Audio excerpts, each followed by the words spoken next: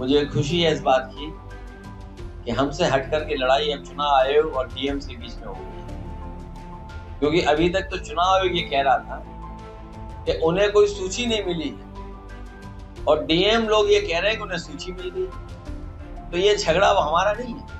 UP के पूर्व मुख्यमंत्री और समाजवादी पार्टी प्रमुख अखिलेश यादव ने आज फिर चुनाव आयोग को कटघरे में खड़ा किया। मामला 2022 विधानसभा चुनाव का है, जब सैकड़ों नहीं बल्कि हजारों मतदाताओं के नाम वोटर लिस्ट से गायब कर दिए गए, ऐसा आरोप हो रहा है।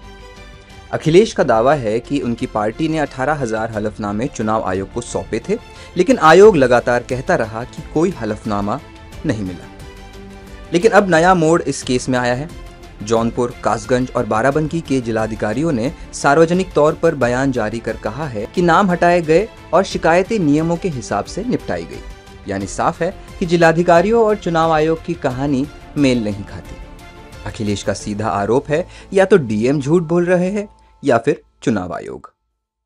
ये झगड़ा है इलेक्शन कमीशन और जिलाधिकारियों को तय करना है कि जो 18,000 वोट की हम लोगों ने सूची दी थी उसमें कितने सही कितने गलत हैं। अब ये तो डीएम रिपोर्ट लगाएंगे और इलेक्शन कमीशन तय करेगा। वोट चोर गद्दी छोड़, उससे ऊपर नारा समाजवादी ने दिया कि डकैती छोड़ दें ये लोग, भारतीय जनता पार्टी के डकैती छोड़ दें। आप सब जागरूक पत्रकार हैं, रामपुर का चुनाव आपने देखा होगा, एक भी व्यक्ति को बाहर वोट डालने नहीं निकलने दिया।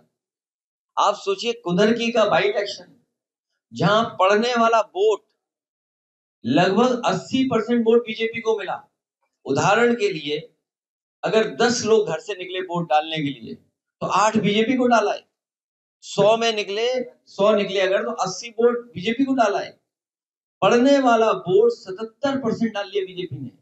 तो ये जो इनका तिगड़ी है, त्रिकोण, जिसमें चुनाव आयोग, बीजेपी और जिला प्रशासन, ये जो तिगड़ी है यही काम बिगाड़ रही है। देखिए भारतीय जनता पार्टी जो कहेगी वो इलेक्शन कमीशन करेगा।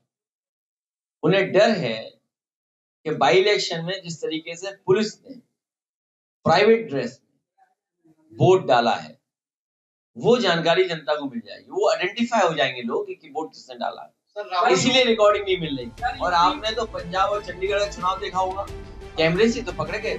याद दिला दे, कुछ दिन पहले राहुल गांधी ने अपने प्रेस कॉन्फ्रेंस में वोटर डिलीशन और शपथ पत्र का जिक्र किया था।